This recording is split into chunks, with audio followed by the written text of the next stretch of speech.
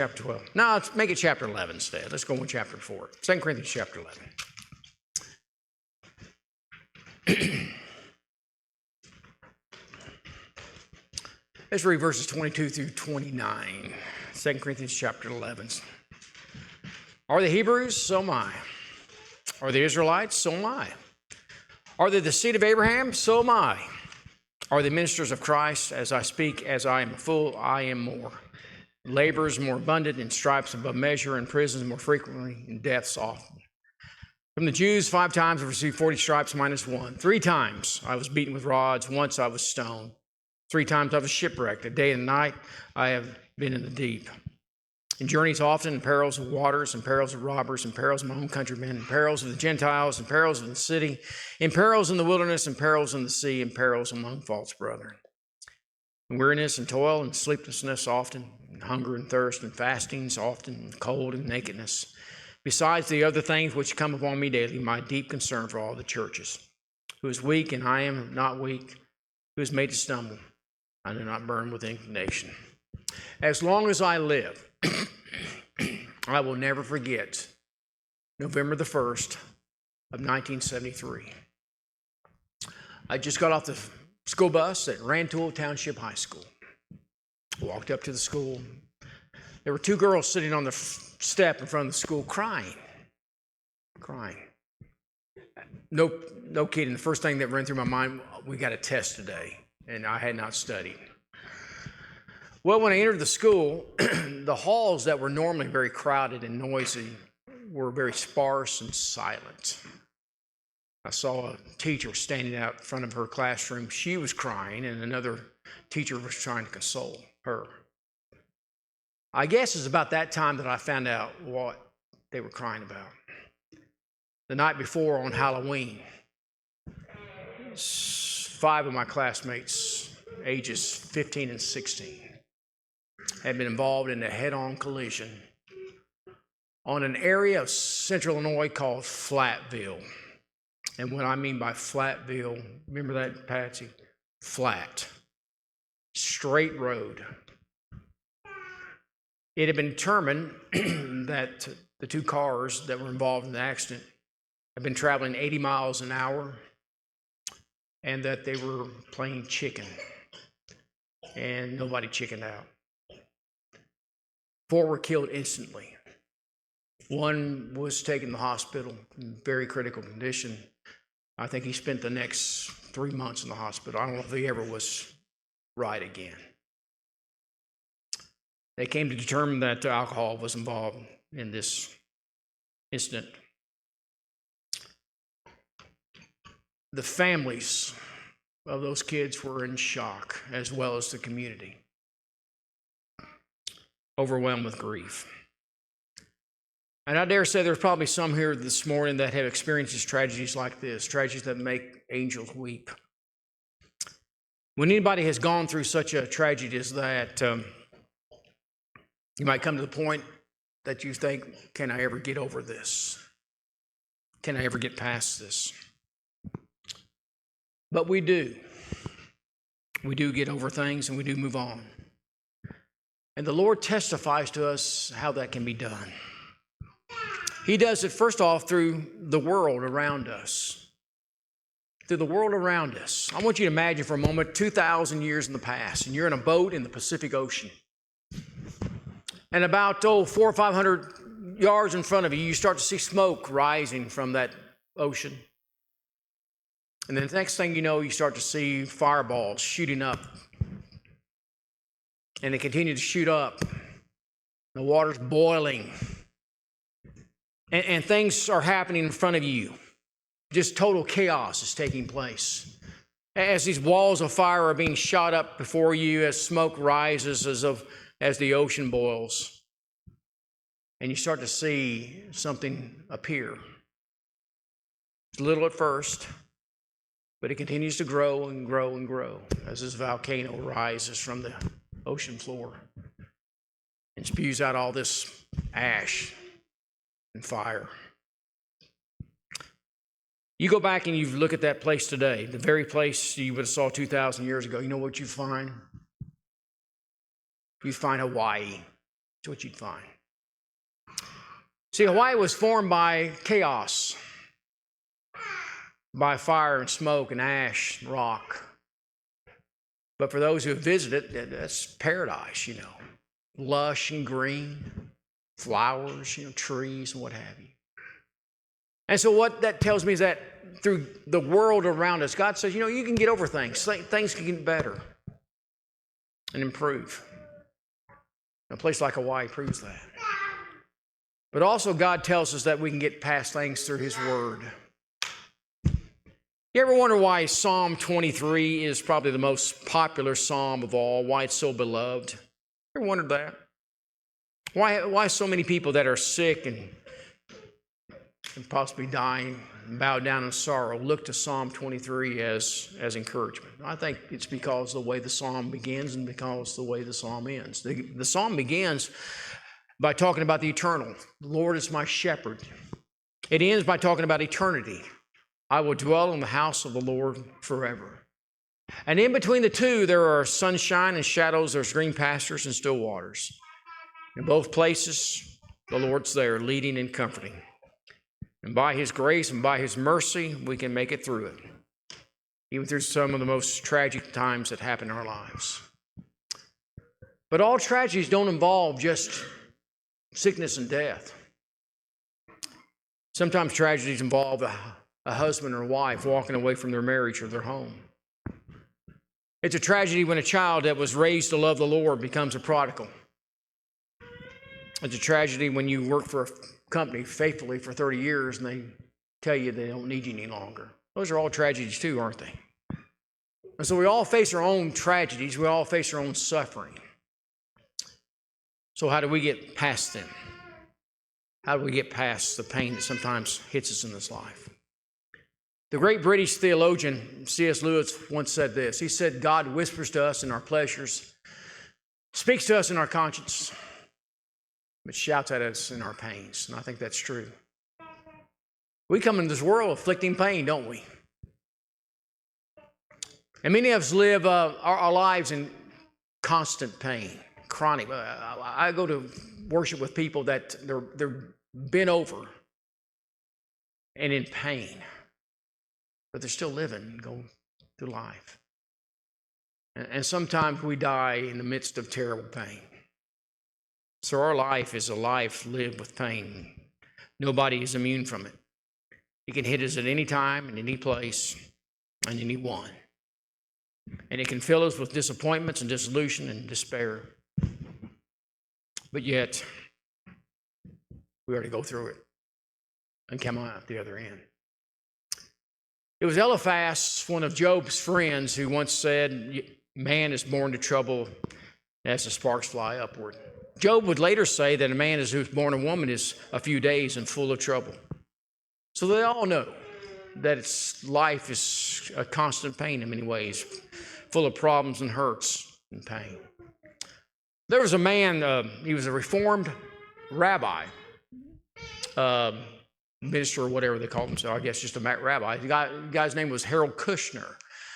This man actually was at UNA years ago. Anybody go and hear him here?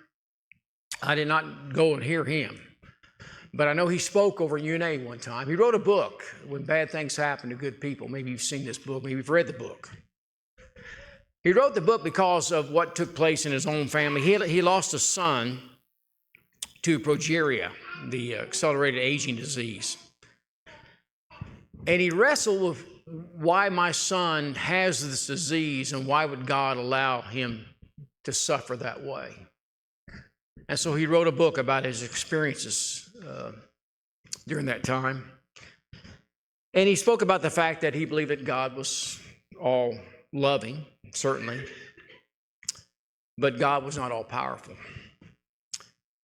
That bad things happen to people sometimes because God can't stop them. Now, that's not the God that I read about in the Bible. I read about an all-loving God and an all-powerful God. And why bad things happen to good people is because we live in a fallen world. And we must deal with the difficulties that come upon us because of that fallen world. And sometimes the deepest pain that we endure in this life does not come from disease or illness. Sometimes the deepest pains that we have to deal with in life come from the hurt that people that we know and love inflict upon us. So the closer you get to somebody, the more that person has the ability to hurt you. And I think that's true. And I think that we see that in Paul. Here's a man who was not immune from pain or suffering. I just read, you might say, his bio there in 2 Corinthians chapter 11, where he talked about all the pain that he endured, the perils he was placed upon, the persecutions, the shipwreck, all those things, the pressures, all those things. Paul was not immune from them, was he? And he had to deal with those things. But I think what hurt Paul the most was those that he knew and that he loved and how they turned against him. Turn to Acts chapter 18. Acts chapter 18. Paul enters the city of Corinth. And there he meets two Jews that had, Jewish Christians that had been expelled from Rome. And this is one of those places in the book of Acts where the Holy Spirit gives us a timestamp. I'm going to give it to you here right now. Acts chapter 18, verse 2, I guess if you want to look at. Verse 2, you can write out beside that 49 AD. That's when that took place. That's when Claudius expelled the Jews. Now, the interesting thing about that is that there was a Roman historian who wrote this, of why the Jews were thrown out of Rome. I think the Jews were actually thrown out of Rome 3 times. But on this occasion, he wrote this. He said, as the Jews were indulging in constant riots at the instigation of Christus, he banished them from Rome. Now that Christus is spelled Chrestus. The Jews were writing over this man, Christus. Now, what does that name kind of remind you of? Kind of reminds me of Christ, doesn't it?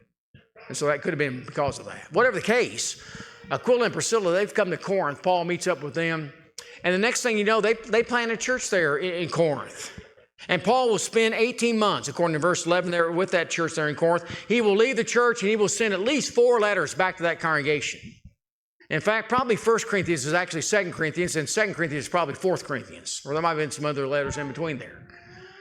But Paul had a contact. He was their preacher. He was the guy God had sent into that city to preach the gospel to those people. He had a personal contact with them. He loved those folks. But Paul leaves. And the next thing you know, you've got people coming in and claiming Paul was capricious, that Paul was carnal, and that Paul was even a coward. Oh, he's big talk, when he's writing a letter to us. But when he's here in front of us, when he's standing right in front of us, he's weak as a lamb. And so they were making accusations against Paul, which caused Paul to do something he didn't want to do. And that was to talk about himself. I dare say when he wrote what we call 2 Corinthians chapter 11, when he talked about all the things that he endured for the sake of Christ, that bothered him to do that. He didn't want to talk about himself. He wanted to talk about Jesus. But because people have come into the church there in Corinth and were saying things about him, or were casting doubt upon whether or not he was even an apostle, he had to talk about himself. And so that's why he talked about all the perils that he'd been placed under, all the pressures, the shipwreck, all those things. Paul knew about filthy jails, and he knew about being locked in stocks. My understanding of what the Romans would do when they would lock you in stocks, you'd sit you down, they'd spread your legs, and then they locked you in the stock. And you would sit there in your own filth for whatever days or how many days they determined you were going to sit in that condition. Paul knew all about that, didn't he? He knew about hunger, he knew about loneliness. Galatians chapter 6, he said his body bore the marks of the Lord Jesus.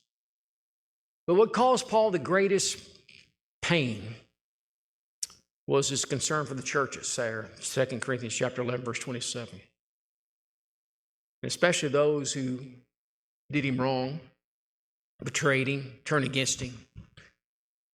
That was profoundly hurt him deeply. And so Paul had to defend himself. He had to say these things. But if that was not enough to convince them that he was who he said he was, an apostle of Jesus Christ, that he brought the gospel to them, Paul in 2 Corinthians chapter 12 talks about an event that happened 14 years earlier, where the servant who is in constant peril becomes a stranger in paradise. Now look at 2 Corinthians chapter 12, starting in verse 2. So I know a man in Christ who 14 years ago, whether in the body I do not know, or whether out of the body I do not know, God knows, such a one was caught up in the third heaven. And I know such a man, whether in the body or out of the body, I do not know. God knows how he was caught up into paradise and heard inexpressible words, which is not lawful for a man to utter. Now, we're going to leave off why he writes in such a way as he does right there. I think there's a reason why, but scholars have wondered, well, when did this happen, Paul? When did you go and see paradise? And the answer is we don't really know. We assume, I would assume that it happened after Acts chapter 9, where he's baptized, and Ananias there in Damascus. And probably sometime between then and when he goes finally to Jerusalem. But God allows him to go to paradise, to see paradise, but that he's told he can't tell anybody what he hears. Look at verse 6 there. Couldn't tell nobody what he hears. And I think the reason why on that occasion he couldn't tell anybody what he heard is because what goes back to 1 Corinthians chapter 1. You remember in 1 Corinthians chapter 1 there where Paul begins that letter, he talks about the fact, I hear you're divided, You're divided behind people that would be aghast that you would say that you're lining up behind them, behind Cephas and Apollos. Some say you're a Paul. And I love what Paul says back there in 1 Corinthians chapter 1, verse 13. He says, is Christ divided? Was Paul crucified for you, or were you baptized in the name of Paul? He's calling them out. That's what he's doing. You people who say you're a Paul, hey, I wasn't crucified. You weren't baptized in my name. Stop doing that. But can you imagine if Paul is your man and he's been to paradise and he tells us about it? Man, what would that say about those people who thought Apollos was their man, or Cephas? It means I'm better, because Paul's my man. He's been to paradise. And so Paul would not say what he heard up there. He would not say all the things that he heard. He didn't want them to, I think, use that as any type of, fodder or any type of ammunition against those who were not of Paul. But then he goes on. To keep Paul from thinking too highly of himself, look at verse 7. Unless I should be exalted above measure by the abundance of the revelations, a thorn in the flesh was given to me, a messenger of Satan to buffet me, lest I be exalted above measure. I think that which gave Paul the greatest pleasure has now become his greatest pain, as he was given a thorn in the flesh. Now, this is where we all stop. We put on our lab coats. We hang a stethoscope around our necks, and we all become doctors, don't we? We're going to determine what was Paul's thorn in the flesh. Now, I don't know how much study you've ever done about this, but if you've ever done any reading about this, you're going to find out all sorts of diagnosis for Paul's thorn in the flesh. And it goes all the way back really to the 2nd century. People have wondered, well, what was Paul's thorn in the flesh? Well, some say, well, that was spiritual temptations. And some will say, no, it was carnal temptations. And some will say, no, he had some health problems. He had maybe malaria, or maybe he had poor eyesight, or maybe he was struggling with diabetes or even epilepsy. And others say, well, no, it wasn't that. It was the opposition that he was enduring from people that should have been on his side, Christians. What all these have in common is this: they'd limit the thorn to maybe just one thing, and maybe that's not what Paul's saying in that sense. Could it not be a combination of many things that could have been a thorn in Paul's flesh? When you go back to chapter 11 here, you see all the things that he endured for the sake of Christ. I think being shipwrecked might be a thorn in my flesh, or being beaten to the inch of my life might be a thorn in my flesh. And certainly the opposition that I'm putting up with people that ought to know better would be a thorn in my flesh. So maybe it's a combination. I don't know. Though we might not know the exact thorn and what it was, we know how severe it was. And we know the source of it, don't we? Look at the severity of this thorn right here. The word thorn there is from the Greek word scallops. Not scallops, but scallops. It's a word that is sometimes used to describe a pointed stick. I think I got a picture of a pointed stick here in a moment here. Yeah, there we go. There's a pointed stick. Now, if you ever done any study of ways that they would execute people back in the olden days, thankfully they don't do this today, but a lot of ways that various countries, various people would execute others is that they would put them on a cross, like we think of a cross of Christ. But most often they would use just a pointed stick. And they would take that individual, whoever it may be, and they would put him on that stick. And he'd be hanging from that stick until his body would rot off of that. You know about Dracula, Vlad the Impaler. You ever heard of him? Vlad the Impaler, who they think that was the character Dracula. He was called the Impaler because he loved to use pointed sticks. He was actually a historical individual, but he liked to catch his enemies and he would put them on these pointed sticks, and that's how they would die. Paul uses the word there. It's used for pointed stick here as the severity of this thorn. When we think about thorns, we think about rose bushes or blackberry bushes, things like that. We might get a thorn in our hand for picking blackberries, but that's not the type of thorn that Paul's describing here. He's describing this stick, this pointed stick. That's the severity of what's piercing him at this time. No stonings, no beatings, no shipwrecks could match what he was enduring with this thorn now. And so we know the severity. We also know the source of the thorn, don't we? Paul said it is a what? A messenger of Satan. Messenger of Satan. When is the last time you ever heard Satan blamed for anything? Be honest. When's the last time you ever heard Satan blamed for anything? Somebody's hurt in an accident. Whose fault is it? God, why'd you allow that to happen? Somebody gets sick with a terrible disease. God, why didn't you hear my prayer to deliver this person from that terrible disease? When's the last time Satan was ever blamed for anything? It's always God whose name is damned or cursed, isn't it? But you know what? Paul knew that this didn't come from the advocate. This came from the adversary. And he knew who had inflicted this thorn. But here's another thing he also knew. God allowed it. God allowed it. God didn't cause it, but God allowed it. You look at the book of Job, in Job chapters 1 and 2, God allowed Satan to inflict terrible pain upon Job. God didn't cause it, but he allowed it. Luke chapter 22, Christ tells Peter that Satan has asked for you that he may sift you as wheat, test you.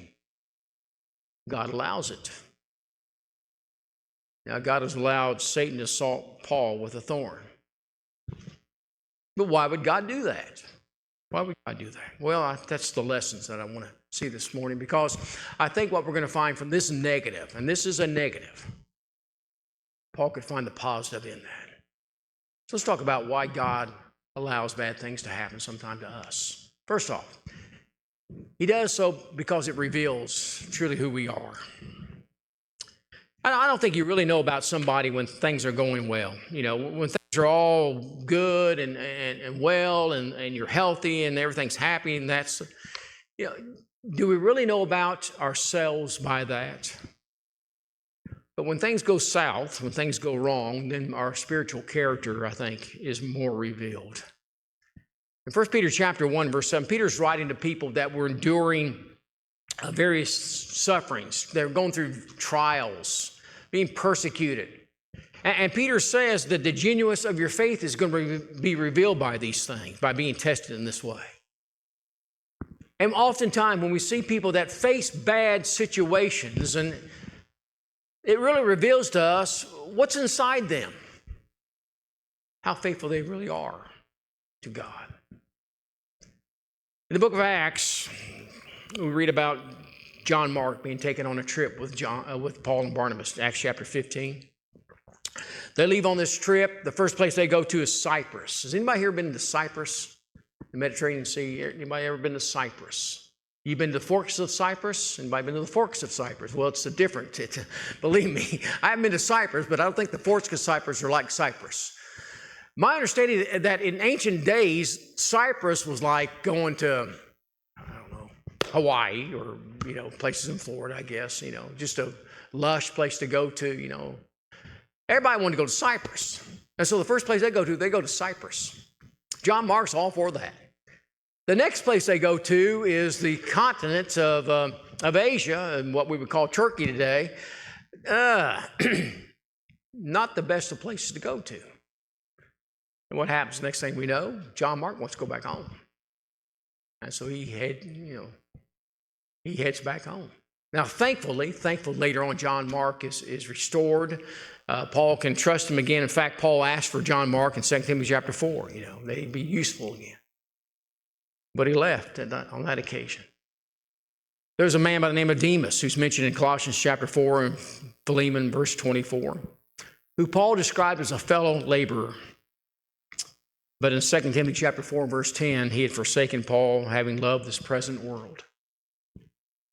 Things got going bad and went south, and Demas he went with it. He didn't want to be with Paul any longer. There have been countless people who have faced hardships, deaths, betrayals, pains, whatever you want to call there, that have walked away from the Lord. Countless people have. Ted Turner, remember him? He's been dead a few years now. Ted Turner used to own the Atlanta Braves. I think he was involved in the start of CNN and what have you. Ted Turner was raised in a very strict religious family. I think he was raised either in Montana or Wyoming. I can't remember. But Ted Turner wanted to be a missionary. Well, was preparing to be that. But then his sister got sick. And he prayed and he prayed and he prayed, but she still got worse and worse and finally died. So here was Ted Turner's answer to that. If God doesn't care about me, I don't care about him. And I think at the end of his life, he even denied that there was a God. How many Christians have turned away from God in the midst of pain? Probably enough in this area that would fill this building over 2 or 3 times. Because of something happened bad, that they won't know God any longer.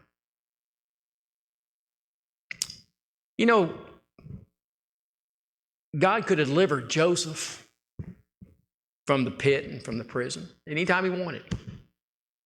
He could have delivered Daniel from the lion's den. He could have kept those 3 boys out of the fiery furnace. He could have kept Paul and Silas out of a jail in Philippi, but he didn't, did he? But what do we see? We see that every one of those rode the storm out, and we see the type of person they were after. James says in James chapter 1, count it all joy when you fall into various trials, knowing that the testing of your faith produces patience. Christ told Peter that after you've been sifted, after you've been tested, I want you to strengthen your brethren. When you have experienced bad things in your life, you become, I hate to use the word expert, but in a way you do, in the sense that you can help somebody else, couldn't you? One thing is sympathy and the other thing is empathy. Sympathy is, if something bad has happened, you send a card to them and encourage them, and we're praying for you and what have you. But then there's empathy. That bad thing's happened to you. You made it through it. And now you understand somebody who's going through the same thing that you went through, how you could help them with that. And so when bad things happen, sometimes it helps reveal to us who we truly are inside. Secondly, it's used to humble us, Paul was forced to do something that he really didn't want to do to demonstrate his superiority over these false teachers. And so he was allowed to see paradise. Now, why do you think God allowed him to see paradise in the first place? I think there's an answer to that. knowing what all Paul was going to have to endure. And again, you go back to chapter 11, look at all the things he endured there. I can imagine myself, the first time I'm beaten, that I might start thinking a little bit different about what I'm preaching. The first time I'm thrown in prison, starved, or put in stocks, I might start to doubt my God and who I'm supposed to be following. But here's a man that saw paradise.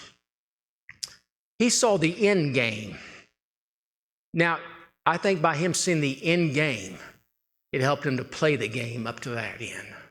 It helped him to remain faithful, to understand that, yes, I'm enduring things right now, but there's something out there that's so much greater that doesn't even compare. You know, that's why he could write on various occasions about, you know, the sufferings of this life. They don't compare to what we're going to get. And so Paul had the privilege of seeing those things. He had those revelations. You know, that wasn't the only time that Paul had some type of special revelation. You know, he had a revelation from Jesus Christ on the road to Damascus, didn't he? And there were other times where an angel would come and comfort him, and word would be sent to Paul. And so he had all these various revelations there. And these were not figments of his imagination. These were real. What he saw in paradise and heard was real. He saw those things and heard those things. But you think about that as a human. I think that might have made you a little bit proud. I got to see heaven. I got to have, you know, Christ appeared to me on the road to Damascus. Did he appear to you? You know, can you imagine? Here you're standing before somebody who's a false teacher who said bad things about you, and you start comparing yourself to what his experiences are, and he doesn't even come close. That might make you proud a little bit. I think one of the mistakes we make sometimes is that we take these biblical characters and we make Superman out of them. I really do. That they're beyond the temptations we endure. Oh, they would never be, you know, tempted to be proud or to commit any type of carnal sin because you see, they're Superman. But no, they were just men and women like us that face the same things that we face, have to put up with the same things we have to put up with, deal with the same temptations that we deal with, and pride is one of those temptations. Did Paul have a lot of things to be proud about? Well, I think he did. You think about the churches that he planted.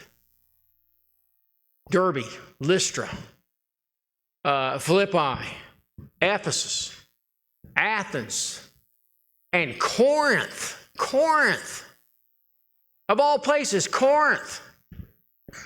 Now, we might think about Corinth, big deal, that's just another church. Well, no, back in the first century, that was a big deal because Corinth, if you were from Corinth, you were automatically placed into a little box that said immoral. That's what the people thought about the Corinthians back then. Bunch of immoral, in fact, there's a playwright, I can't remember his name off the top of my head, that said anytime that somebody from Corinth was ever depicted in a play, he was always depicted as a drunkard. A drunkard. And Paul plants a church in Corinth. In fact, you go back to chapter 6 there and you read what that church was made up of. Those former immoral people. Yeah, that might be something to brag about. So he had that, you see. And he had these revelations that the Lord had privileged him to have. Why not be a little proud about those things? No. You see, instead he got a thorn for it. A messenger of Satan to buffet me, lest I be exalted above measure. You know, pain can have its preventative qualities, and thorns have a way of bursting bubbles. And sometimes they have a way of bursting pride in someone. Satan is behind pride, folks. He's all behind the self-esteem cult, and that's what it is, a self-esteem cult. He doesn't want us to be humble. He wants us to be proud. He wants us to say, hey, look and see what I did. But God wants humble people, doesn't he? He wants humble servants that will worship him and trust him and look towards him. And that brings us to our third point, and that is simply this. Why bad things happen sometimes is to draw us to God. Have you ever noticed how hospital rooms and funeral homes connect people? You know, disasters, disease, and death bring people together.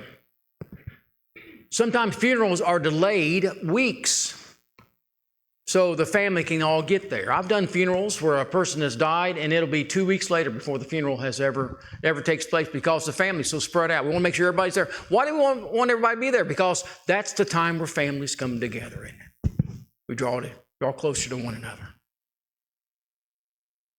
When someone's seriously ill, normally family and friends check on them, don't they?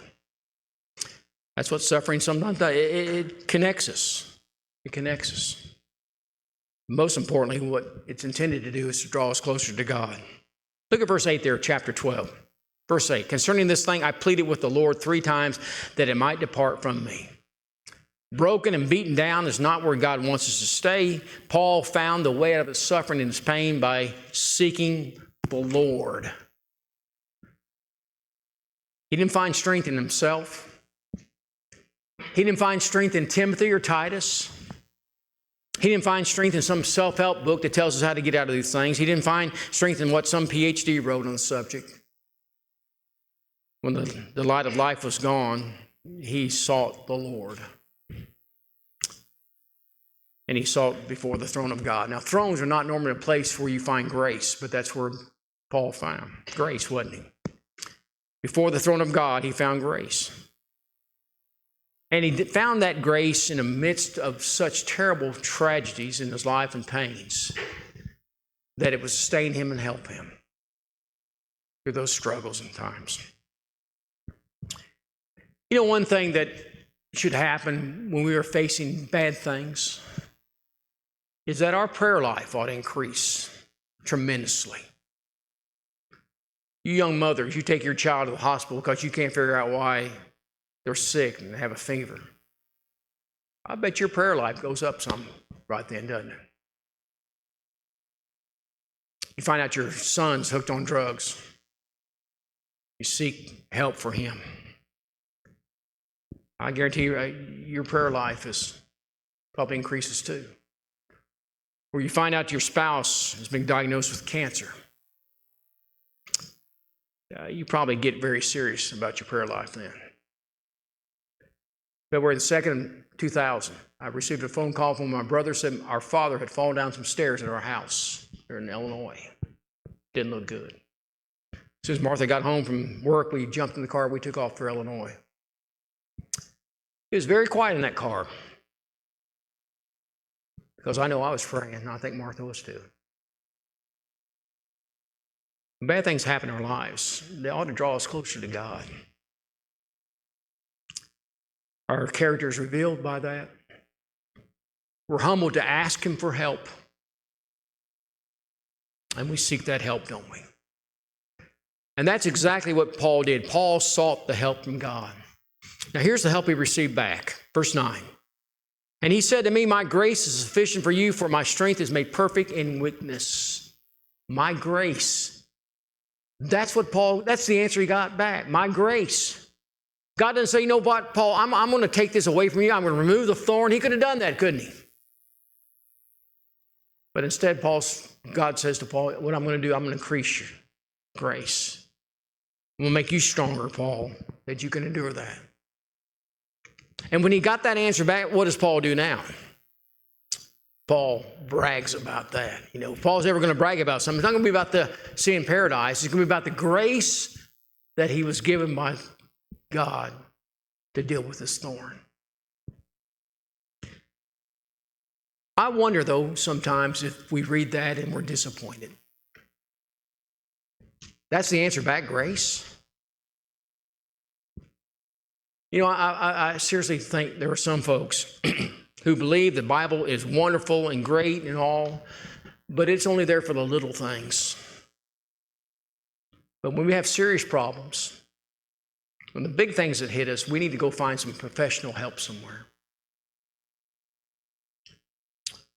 Is that what David says in Psalm 19? No, what David says is that the word is sufficient for all things.